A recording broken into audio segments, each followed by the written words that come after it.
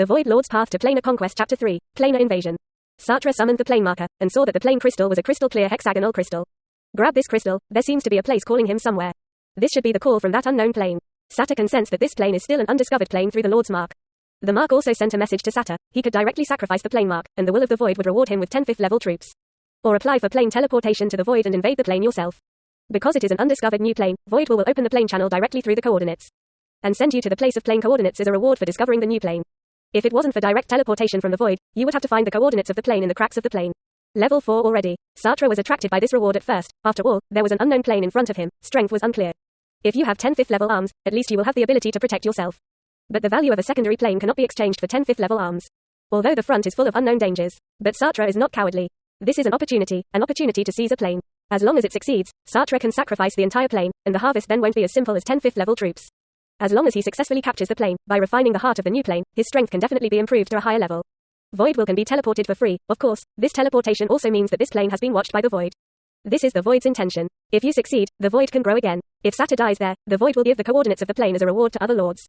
A brand new plane is definitely the best reward. No matter what, the Void will not lose. After Sartre thought about it, he communicated with the Void and decided to teleport to invade that unknown plane. I saw a pitch black door of about 3 meters suddenly appeared in front of Sartre, and the whole door was emitting a dim light. Sartre did not hesitate to lead the wolves into the door. Without feeling too much, Sartre walked in and out. Just one step away is indeed the distance between two planes. Enough to see the power of the Void. Sartre looked around slowly. The light filled the ground. He felt the warmth of the light shining on his body. This is a feeling that the Void does not have, and cannot be described in words. No wonder the Void creatures have an unspeakable zeal for invading the plane. In the Void, nature is always desolate, dangerous, and cruel. Unlike the current plane, the earth is full of life, and the light is warm. But Sartre was not too addicted. He knew very well what he wanted. To clarify, the characteristics of Void creatures are chaos, and they have a natural resistance to the will of the plane. Ordinary non-Void creatures who reach other planes will be known and suppressed by the will of the plane. The more advanced the plane, the stronger the suppression force. But the Void is an expert in this area, and the will of the plane cannot suppress Void creatures. It cannot even detect Void invasions.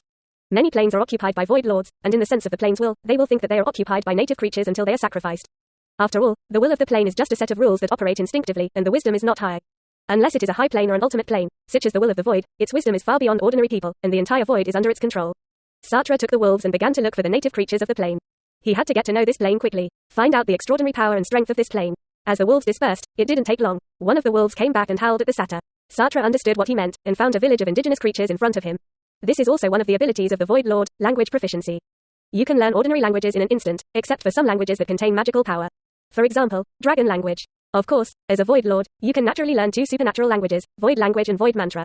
The Void mantra contains powerful power, and the current Sartre can only say 2 or 3 Void words.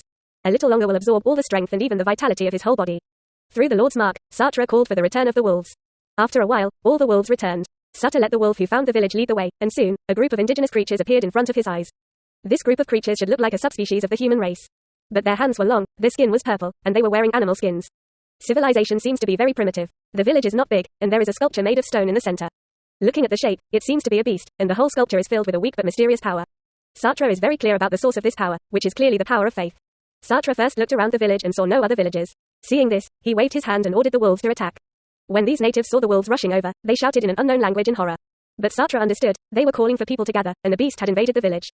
Not long after, more than a dozen indigenous people gathered with various stone weapons, stone spears, stone axes, etc. But when he saw the dark wolf, he trembled a little. After all, such a huge wolf is not something they can solve. The wolves were ordered, but no matter what the natives were thinking, they rushed over. Then there was a massacre. Those stone weapons couldn't even scratch the hide of the dark wolf. Sartre saw a native in a fur robe with feathers of various colors on his head kneeling in front of the statue. Obviously praying for the blessing of the gods. With prayers, the stone statue began to glow. A strange beast with a tiger's head but a deer's body, with skin full of scales, condensed out of it, with a strong power of faith on its body. This should be their belief in God. However, the power of this belief in God is obviously not high. From the perspective of induction, it is only one level of strength. A dark wolf pounced on the **** of faith. You must know that the dark wolf is a second-level soldier, and I saw that this beast of faith was directly thrown to the ground. Just when the dark wolf was about to kill the alien beast let out a burst of howl. The time is short, it is obviously a language, and it is begging Sartre for mercy. Apparently it knew that Sartre was the master of this pack of wolves. Seeing this, Sartre stopped the dark wolf and left its life behind. This strange beast seems to have a lot of wisdom, and it also believes in God. There should be a lot of information about this plane from it. During this period, the entire village had been slaughtered by the wolves, and only this one who believed in God was left. Sartre stepped forward and asked, "What's your name?" The language used is obviously also the language used by this alien beast. It hurriedly returned, "Your Majesty the true God, my name is Tessis, and I am the patron saint of this village.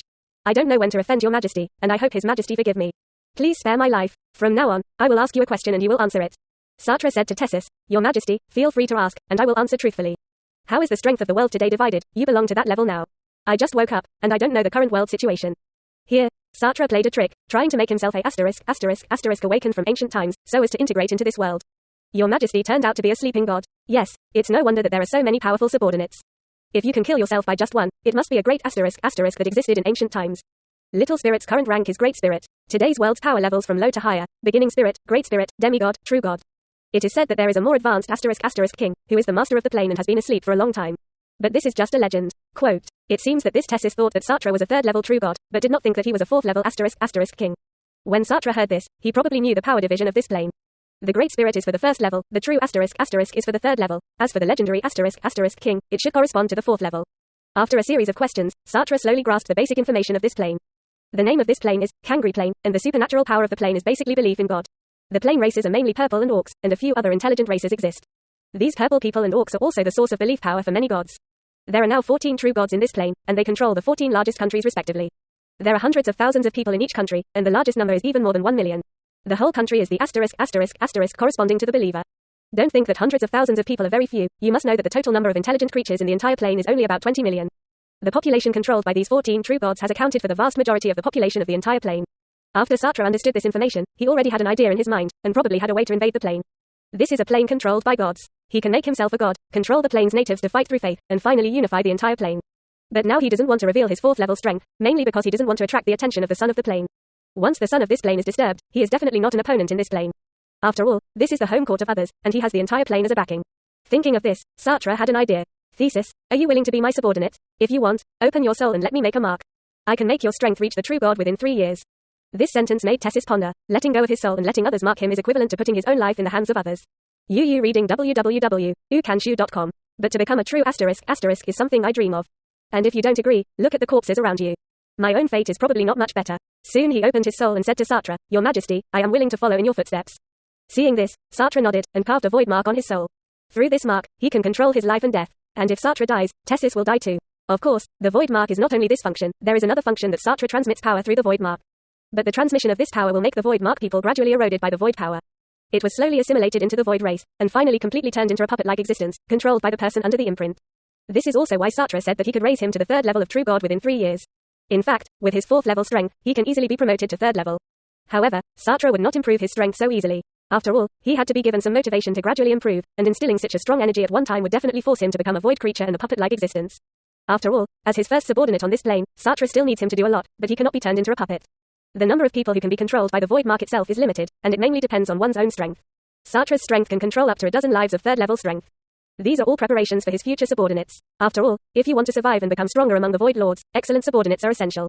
Of course, Tessis is what Sartre intends to use as a consumable. As for whether a mark will be wasted to keep him in the future, it depends on his performance.